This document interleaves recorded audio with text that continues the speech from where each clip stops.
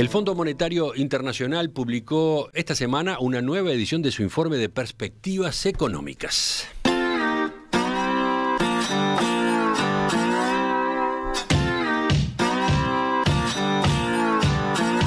El documento incluye otra vez un recorte importante en las proyecciones de crecimiento para la economía mundial.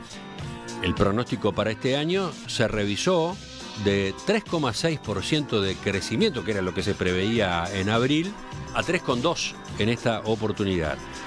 En cuanto a 2023, se había hablado de un crecimiento de 3,6% y ahora se entiende que va a ser de 2,9%.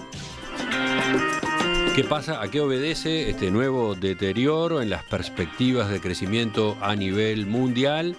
Lo hablamos a partir de este momento con Matías Consolandich de la consultora Exante. Matías, ¿qué tal? Buen día, ¿cómo estás? Buen día, muy bien. ¿Y ustedes? Todo bien. Matías, a ver, no es la primera vez que el Fondo Monetario Internacional recorta los pronósticos de PBI en lo que va del año, ¿no? No es la primera. De hecho, ya llevamos al menos 3 informes consecutivos en los que el fondo rebaja las proyecciones de crecimiento para la economía mundial, y la magnitud en la que se están haciendo estas revisiones tampoco es para nada menor. Con los números que adelantaba Emiliano y contemplando las otras revisiones que ya se hicieron, se pasó de esperar un crecimiento del PIB mundial de 4,4% a comienzo de este año a uno de 3,2% para 2022. Estamos hablando de un recorte de más de un punto porcentual. Después, para 2023, el ajuste en lo que va del año fue de algo menos de un punto, de un crecimiento de 3,8% a uno de 2,9% en este último informe. Bien, por lo que comentás entonces, los ajustes vienen siendo importantes, además, ¿no? ¿Por qué se están deteriorando tanto las perspectivas de actividad a nivel global?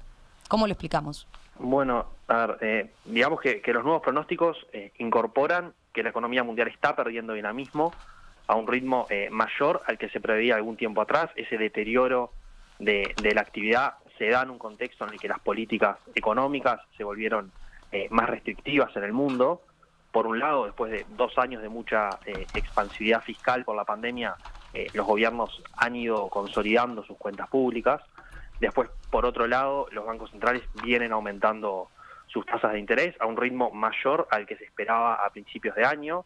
Ese aumento de tasas que se da para combatir la inflación, que resultó ser más alta y más persistente de lo previsto inicialmente, como decía, fue más rápido. Por ejemplo, hoy comentaban al inicio del programa, la Reserva Federal subió la tasa de interés a un rango entre 2,25 y 2,5, mientras que a comienzos de año los mercados tenían descontado que para este momento del tiempo íbamos a tener una tasa que estuviese entre 0,05 y 0,75. Uh-huh. Esa suba de tasas no ocurre solo en Estados Unidos, también ocurre en otras economías, y condiciones financieras que son más restrictivas tienen costos sobre el nivel de actividad.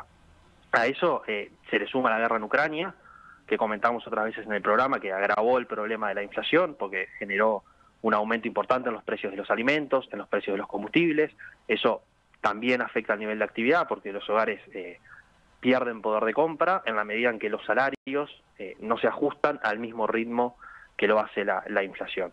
Y después tuvimos también un freno más importante en China de lo que se esperaba por la política de COVID-0. Entonces, todos estos elementos son un poco los que están detrás de esta revisión que hizo el Fondo Monetario para la economía, para las principales economías, digamos. Vayamos a eso, Matías, si te parece. ¿Dónde se vieron los ajustes más importantes? ¿Qué espera el Fondo Monetario en materia de crecimiento para lo que son los distintos grupos de países? Bueno, los ajustes más grandes se dan a nivel de las economías desarrolladas. En estas economías consideradas en su conjunto, el fondo espera un crecimiento de 2,5% este año, de 1,4% el año que viene.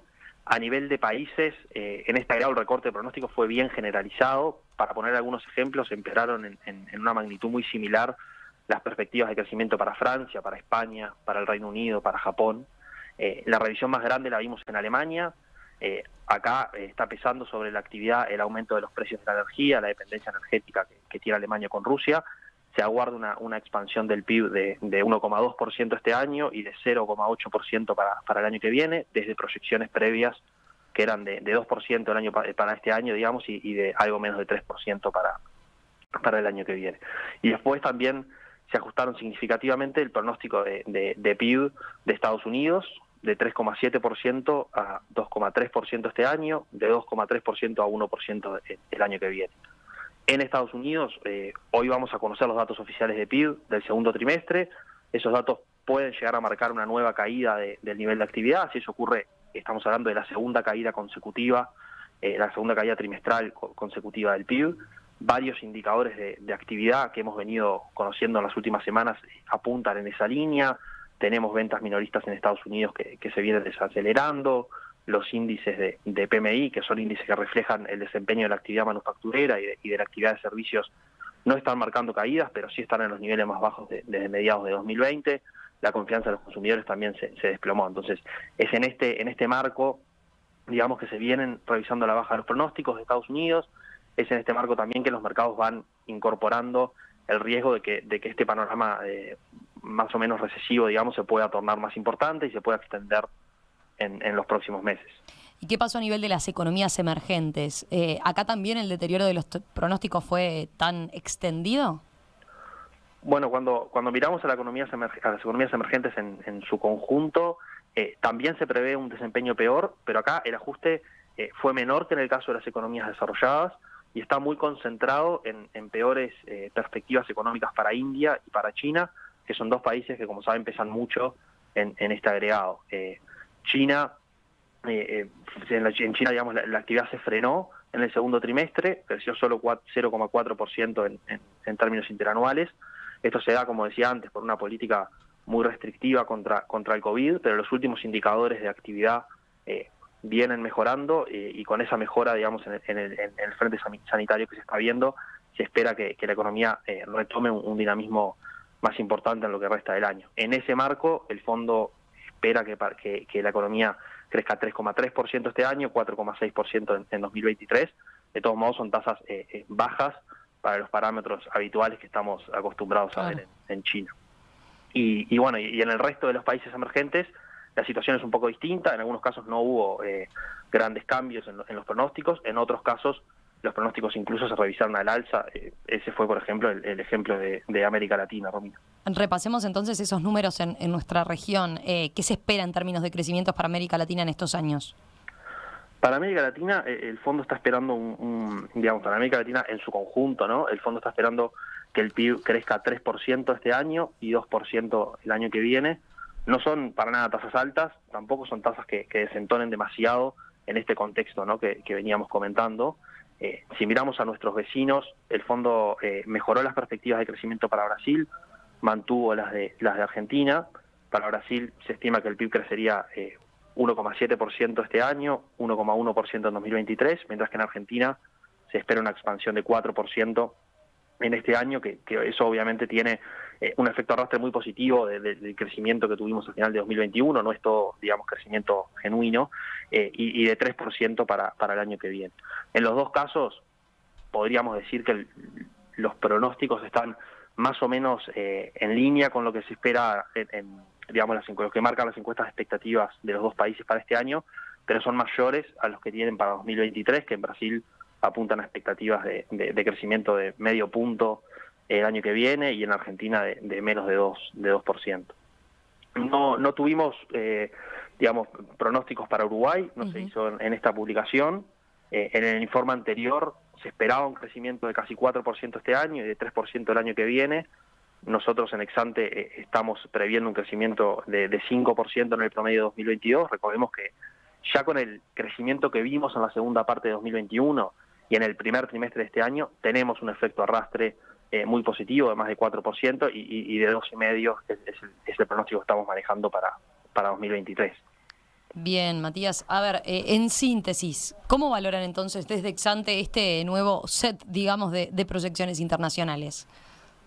Bueno, digamos que estos pronósticos que comentábamos suponen un freno importante del nivel de actividad, al menos con respecto a lo que se esperaba algún tiempo atrás, pero no apuntan a un escenario recesivo a nivel global. Desde la perspectiva de Uruguay, nos parece que un escenario en el que la economía mundial se frena y ese freno de la economía es suficiente para moderar la inflación internacional, sin que eso implique una recesión profunda, una recesión duradera de la economía global, no es una mala noticia, pero el balance de riesgos la verdad que parece estar muy sesgado hacia escenarios más negativos, ¿no? La inflación puede ser más alta y más persistente de lo que se tiene previsto, como demostró en los últimos meses. Eso puede motivar un ajuste en las tasas de interés más fuerte de lo que tienen descontado y los mercados. Un deterioro en estas condiciones financieras podría exacerbar los problemas de deuda en las economías emergentes, y a eso se le suma la incertidumbre de la guerra en Ucrania, el riesgo de nuevos brotes de COVID en China que lleven a nuevas restricciones. Entonces, el balance de riesgo parece estar muy sesgado hacia estos escenarios más negativos. El fondo incluso está manejando un escenario, digamos, en su informe manejó un escenario alternativo en el que si se dan algunos de estos riesgos, la economía podría crecer 2,6% este año y 2% el año que viene, y esto, atrás de estas proyecciones, estarían contemplando recesiones más o menos importantes en varias economías el año que viene. Matías, gracias por este análisis a propósito de esta noticia que ya dábamos cuenta hace 2 días, ¿no? La economía mundial, bueno, está perdiendo dinamismo y el FMI volvió a recortar entonces los pronósticos de crecimiento para 2022 y 2023. ¿Cuál es el panorama a partir de eso? Gracias. Volvemos a comunicarnos con ustedes la semana que viene. Gracias a ustedes. Hasta un la abrazo. semana que viene. Chau, chau.